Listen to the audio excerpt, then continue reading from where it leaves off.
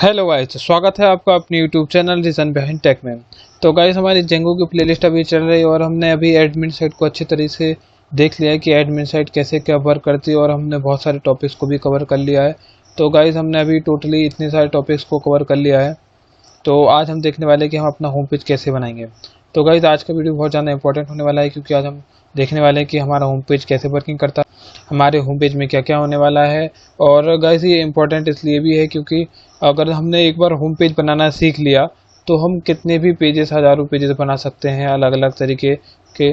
तो इसलिए हमें होम पेज सीखना काफ़ी ज़रूरी है और इसलिए मैं आज की इस वीडियो को दो पार्ट में कर रहा हूँ ताकि हम अच्छे से होम पेज को बनाना सीखें। क्योंकि हम आगे से जो करेंगे हम थोड़ा शॉर्टकट तरीके में करेंगे, तो इसलिए हम बेसिक्स को आज इस वीडियो में देखेंगे और आगे की वीडियो में हम अच्छे से करेंगे।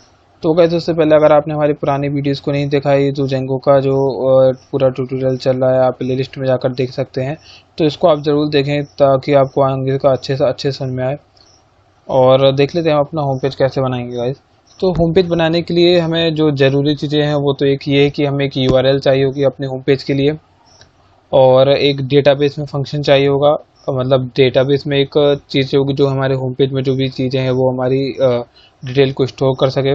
और हमारा एक फंक्शन होगा कि होम पेज में क्या तब क्लिक होगा तब क्या करना है।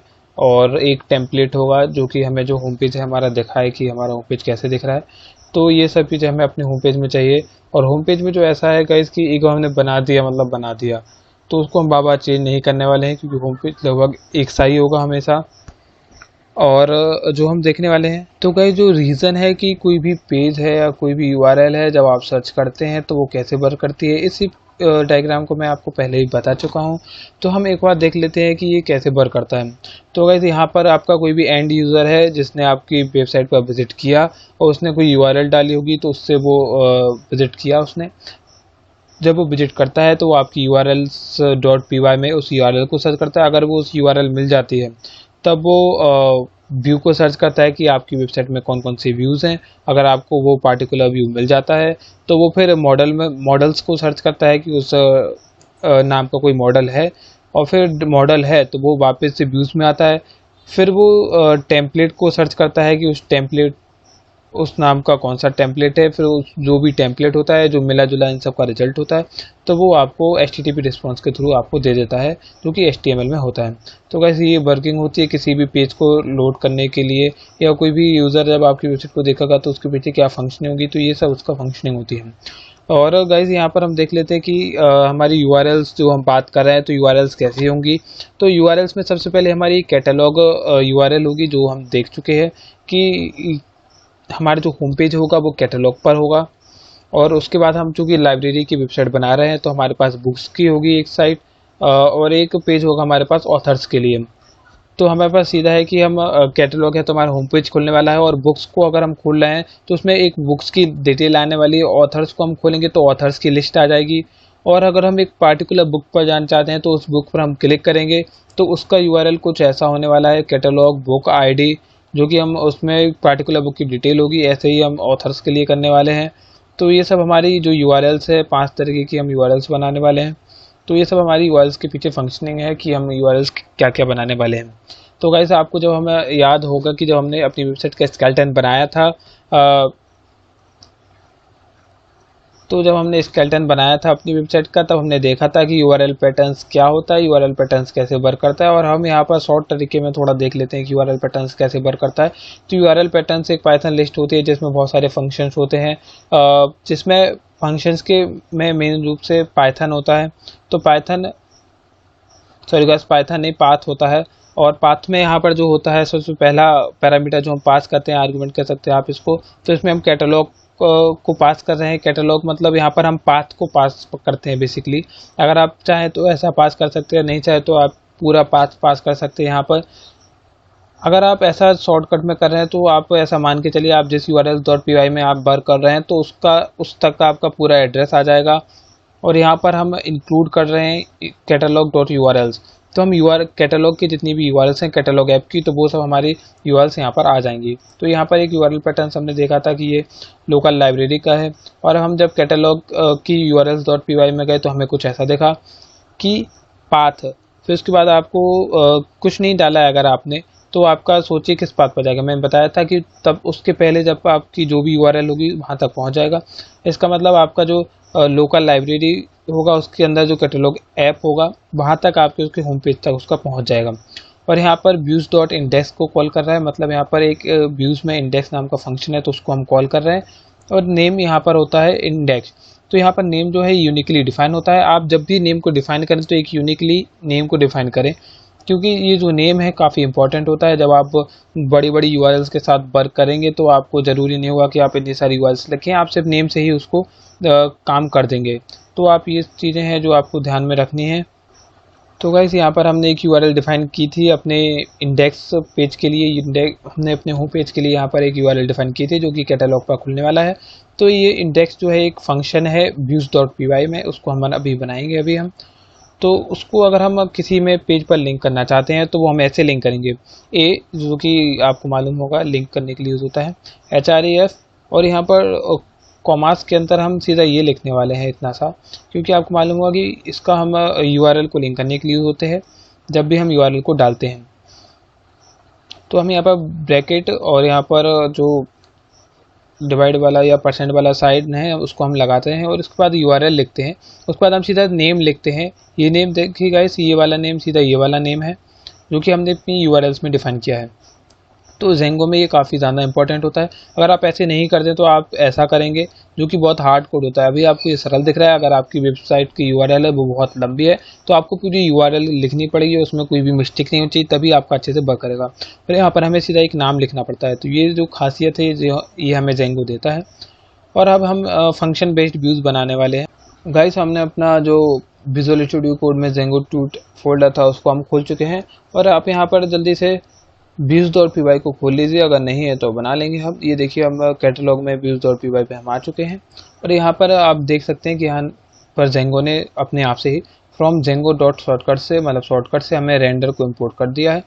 ये खुद से ही किया जेंगो ने, तो हम देख लेते हैं हमारा इसका क्या। तो वैसे आप एक और इम्पोर्ट यहाँ पर सीधा लगा दीजिए कि हम अपने सारे मॉडल्स को यहाँ पर इम्पोर्ट कर लेते हैं। फ्रॉम कैटलॉग से हमें इम्पोर्ट करना है क्योंकि हमारा कैटलॉग उस फोल्डर में है। From catalogue dot models import, तो हम यहाँ पर सारे अपने जो जितने भी मॉडल्स हैं हम उनको इम्पोर्ट कर लेते हैं। इसके बाद हम अपना पहला व्यूज़ बनाने वाले हैं। पहला व्यूज़ हम अपने होम पेज के लिए बनाने वाले हैं, तो उसका नाम हम इंडेक्स रखने वाले हैं। तो गाइस व्यूज़ को जो हमें फंक्शन से डिफाइन कर रहे हैं, तो फंक्शन के लिए आपको मालूम है पाइथन में df का यूज़ होता है, और यहाँ पर हम इंडेक्स फंक्शन का नाम रख रहे हैं। और यहाँ पर हमें एक पैरामीटर पास करना पड़ेगा रिक्वेस्ट। तो गाइस ये जो रिक्वेस्ट पैरामीटर है ये हम इसलिए पास करें क्योंकि हम रिक्वेस्ट कर रहे हैं अपनी साइड से, मतलब कोई भी रिक्वेस्ट करेगा तभी हमारा आएगा। तो हमें यहाँ पर सीधा सीधा बनाने हैं कि हमारे पास बुक्स चाहिए। आप देखिए हमारे पास क्या क्या चाहिए। हमें बुक्स चाहिए सबसे पहले। तो हम बुक्स को कैसे लेंगे? हमारे जो डेटाबेस में मॉडल्स हैं वहाँ पर हमारे बुक्स लिस्टेड हैं जितनी भी हमने बनाई है। तो यहाँ पर हम बुक्स ले लेते हैं कि हमारे पास बुक्स कितनी है। तो सबसे पहले हम बुक्स काउंट कर लेते हैं हमारे पास बुक्स हैं कितनी। तो हम नंबर ऑफ बुक्स लिखने वाले हैं, बुक्स। तो यहाँ पर आप सीधा लिखेंगे कि हम बुक मॉडल से जितने भी ऑब्जेक्ट्स हैं, जितने भी मतलब सारे ऑब्जेक्ट ले लिए हमने ऑल। फिर यहाँ पर हमें सीधा लगाना है काउंट, क्योंकि हम जस्ट काउंट करने वाले हैं। तो ये मेथड है, बस आपने पढ़े होगी पाइथन में, तो बस हमें इतना अकेला करना है। बस देखिएगा इसे हमें इतना करना है अकेला, और हमारा जो काउंट है वो हमारे हो जाएंगे। आप इसको अच्छे से देख लीजिए कि नंबर ऑफ बुक्स देख रहे हैं, बुक की जितने भी ऑब्जेक्ट हैं उन सभी में से हमें काउंट करना है। अगर आप यहाँ पर काउंट नहीं लगाते तो भी ये रन करता, ताकि आपके जो नंबर ऑफ बुक्स है इसमें आपके जितने भी बुक ऑब्जेक्ट्स हैं ये सब आ जाए, तो ये आपका वर्क करता गाइस। ऐसे ही हम book number of book instances लेने वाले हैं। इसको भी हम पहले काउंट कर रहे हैं, फिर जाके हम इसको रिप्रेजेंट करेंगे। तो ये देखिए इस पर हमने सीधा सीधा हमने बना लिया कि नंबर ऑफ इंस्टेंसेस कितने हमारे पास बुक्स के। तो वैसे यहाँ पर हम देख लेते हैं कि हमारी स्टेटस अवेलेबल है कि नहीं है। तो हम यहाँ पर लिख लेते हैं available books, available books. Guys अब स्पेलिंग पर ध्यान नहीं दीजिए। तो हमने देख लिया कि हम बुक्स को कितनी बुक्स अवेलेबल है कि वो हम उनके नंबर काउंट करें। Number of books, book instances को देख रहे हैं हम, इंस्टेंस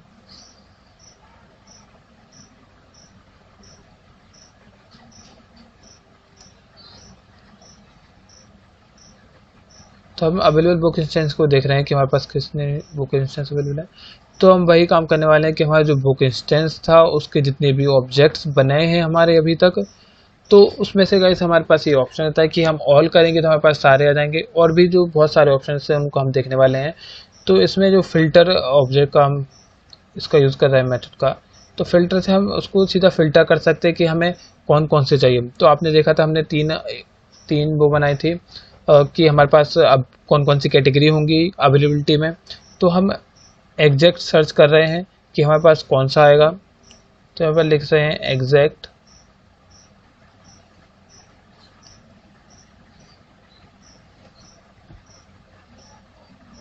तो यहाँ पर एग्जैक्ट हम सर्च करने वाले हैं और यहाँ पर हम स्टेटस को सर्च करने वाले हैं।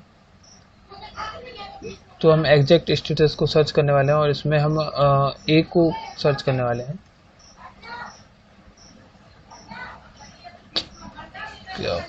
ये यहाँ पर हमें इसको सर्च करना है, इसकी जितनी भी इंस्टेंस है हम उसको काउंट करने वाले हैं। तो बस हमें इतना करना है और हमारे जितने भी जो इंस्टेंसेस हैं वो हमारे। तो कहते हैं यहाँ पर हम अब ऑथर्स के लिए लिखने वाले हैं कि ऑथर्स के लिए हम क्या करने वाले हैं। तो हम लिख लेते हैं यहाँ पर ऑथर्स के लिए। गाइस यहाँ पर आप कमेंट कर लीजिए, क्योंकि जब आप अगर थोड़े दिन बाद आप इस वेबसाइट को देखें तो आप समझ सकें। तो हम बुक्स के लिए कि यहाँ पर बुक इंस्टेंस लिख लीजिए, यहाँ पर हम ऑथर्स के लिए कर रहे हैं। तो नंबर ऑफ ऑथर्स, तो हम वही करने वाले हैं कि authors author dot objects dot all, और यहाँ पर हम सीधा काउंट करने वाले हैं कि हमारे पास कितने हैं। तो हमने यहाँ पर सीधा काउंट किया। आपके पास एक और ऑप्शन होता है कि अगर आप ऑल नहीं करेंगे तो वो बाय डिफ़ॉल्ट उसको ऑल ही लेता है। अगर आप फिल्टर नहीं लिखेंगे तो बाय डिफ़ॉल्ट उसको ऑल ही लेने वाला है। तो यहाँ पर हम सीधा उसको रिटर्न करने वाले कि हमारे पास क्या अब हमें रिटर्न करे फंक्शन। हमने नंबर ऑफ बुक्स देख लिए, कितनी नंबर ऑफ बुक्स हैं हमारे पास, इंस्टेंस हो गए बुक इंस्टेंस, और कितनी अवेलेबल बुक्स हैं, ऑथर्स देख लिया हमारे पास कितने ऑथर्स अवेलेबल हैं। तो हम बस हम सीधा इन चीज़ों को रिटर्न करना चाहते हैं कि हमें आउटपुट में हमारे मिल जाए। तो यहाँ पर हम रेंडर करने वाले हैं। रेंडर हमारा एक फंक्शन है जो कि यूज़ होता है हमारी ये सब चीज़ों जो हमारी मिल जाती हैं उसको टेम्पलेट से कनेक्ट करता है और फिर हमें आउटपुट देता है। तो यहाँ पर हम लिखने वाले हैं रिक्वेस्ट, क्योंकि हम रिक्वेस्ट से जा रहे हैं। यहाँ पर रिक्वेस्ट हमने करना है और यहाँ पर इसका जो फॉर्मेट है पहले से डिफाइन है, तो आपको ऐसा ही कैसे ही रटना पड़ेगा या याद करना पड़ेगा, तो आप देख लीजिए। तो रिक्वेस्ट की हमने रेंडर किया। यहाँ पर हमें टेम्पलेट का नाम डालना होता है, हम जिस भी टेम्पलेट को हम कर रहे हैं। तो हम यहाँ पर index.html को कर रहे हैं। तो ये टेम्पलेट आपको मालूम है कि अभी हमने बनाया नहीं, तो हम आगे इसको बनाने वाले हैं इसी ट्यूटोरियल में। तो हमने रिक्वेस्ट डाला index. तो अब हमें एक दिक्कत है कि ये चीज़ें हम कैसे रिटर्न करें। हमें यहाँ पर रिटर्न में लिखनी पड़ेंगी ये चीज़ें। तो जेंगो जो है बाय डिफ़ॉल्ट यहाँ पर डिक्शनरी लेता है, डिक्शनरी को लेता है। तो उस डिक्शनरी को हमें पहले यहाँ पर डिफाइन करना पड़ेगा, या तो आप एक एक करके डिफाइन करेंगे इन सब ऑब्जेक्ट्स को, या फिर हमें एक बार एक डिक्शनरी में अगर हम डिफाइन कर दें अगर कंटेक्स्ट नाम की, तो यहाँ पर हमारा काम काफ़ी आसान हो जाता है। तो हमें बार बार ये सब झंझट नहीं पड़ते हैं। हमें उसी में अगर हम कोई भी चीज़ जोड़ेंगे तो उसी डिक्शनरी में हमें बस एक बार जोड़ना है तो हमारा काम हो जाता है। तो गाइज़ आज की जो वीडियो है वो काफ़ी इम्पोर्टेंट है। इस चीज़ में मैंने बताया कि कैसे कैसे जो जेंगो है वर्क करती है, उसका जो व्यूज़ फंक्शन है कैसे वर्क करता है। तो अगर आप इस वीडियो को एक बार में समझ में नहीं आया तो आप इस वीडियो को 2-3 बार देखें। तो गाइज़ यहाँ पर हम एक डिक्शनरी बनाने वाले हैं। तो डिक्शनरी में आप सीधा एक काम करिए कि आप जो ऊपर लिख रहे हैं उन्हीं से आप सीधा बना देंगे तो आपको काफ़ी आसानी होने वाली है। तो आपको बार बार सर्च नहीं करना पड़ेगा, क्योंकि अभी हमारी एक छोटी सी वेबसाइट है। जब आप बहुत बड़ी वेबसाइट बनाएंगे तो आपको खुद समझ में नहीं आएगा कि आपने क्या बनाया है क्या नहीं। तो आप जितना चीज़ों को सिंपल रखेंगे उतना आपके लिए अच्छा है। तो यहाँ पर आप कॉमा लगा के आप सीधा लिखते जाइए number of books, number of authors. तो वैसे यहाँ पर हमारी एक डिक्शनरी बन चुकी है और इस डिक्शनरी में बस वो चीज़ें रखनी है जो कि हम रिटर्न करवाने वाले हैं। हमें अपने पेज पर क्या क्या चाहिए तो हम बस वही चीज़ें रिटर्न करवानी है। तो नंबर ऑफ बुक्स चाहिए हमें, नंबर ऑफ इंस्टेंसेस चाहिए, और कितने इंस्टेंस अवेलेबल है वो चाहिए, ऑथर्स अवेलेबल हैं। अगर हमें यहाँ पर और भी चीज़ें होंगी जिनको हमें बस यहाँ पर वर्क है उसको हम रिटर्न नहीं करवाना है, आउटपुट नहीं चाहिए, तो उन चीज़ों को हम बिल्कुल भी नहीं करने वाले हैं। और यहाँ पर गए थे आपको सीधी यहाँ पर पूरी डिक्शनरी रिटर्न करवानी है। तो यहाँ पर हम सीधी डिक्शनरी रिटर्न करवाने वाले हैं। तो गाइस यहाँ पर ये जेंगो का खुद का स्ट्रक्चर है व्यूज फंक्शन का। तो यहाँ पर आप रेंडर को यूज़ करिए, यहाँ पर आप HTTP रिस्पॉन्स को भी यूज़ कर सकते हैं। तो उनका हम जब हमारी जो ट्यूटोरियल हमारा ख़त्म हो जाएगा तब हम देखेंगे कि HTTP रिस्पॉन्स का क्या यूज़ है। क्योंकि अगर आप अभी एक से ज़्यादा चीज़ों को देखेंगे तो आप कंफ्यूज हो जाएंगे। तो यहाँ पर आप रेंडर सबसे सुंदर और सबसे टिकाऊ होता है। अगर आप चाहते हैं तो आप इंटरनेट पर सर्च कर सकते हैं कि HTTP रिस्पॉन्स को हम कैसे यूज़ करते हैं। तो आप इसको बेसिकली जेंगो के ट्यूटोरियल पे अगर आप देखें या जेंगो की जो ऑफिशियल डॉक्यूमेंटेशन है उस पर आपको काफ़ी अच्छे से मिल जाएगा इसका यूज़। और यहाँ पर हम व्यूज़ फंक्शन को एक बार देख लेते हैं। तो यहाँ पर हमने इंडेक्स से नाम का हमारा एक फंक्शन था और जो हमें जो भी चीज़ें चाहिए, हम अभी बुक्स के नंबर देख रहे हैं तो हमने वहाँ पर काउंट का यूज़ किया है। अगर हम काउंट का यूज़ नहीं करना चाहते, अगर हम सीधा इस पर देना चाहते हैं कि हमारे पास कितनी बुक्स हैं, तो हम बस इतना लिखना है book.objects.all, इससे हमारा इसको रिटर्न हो जाएगा। यही काम हमने सब में किया है और हमें एक डिक्शनरी से एक रिटर्न करवाना है। हमें एक टेम्पलेट का नाम देना है यहाँ पर और यहाँ पर रिक्वेस्ट लिखनी है और यही रिक्वेस्ट हमें यहाँ पर लिखनी है।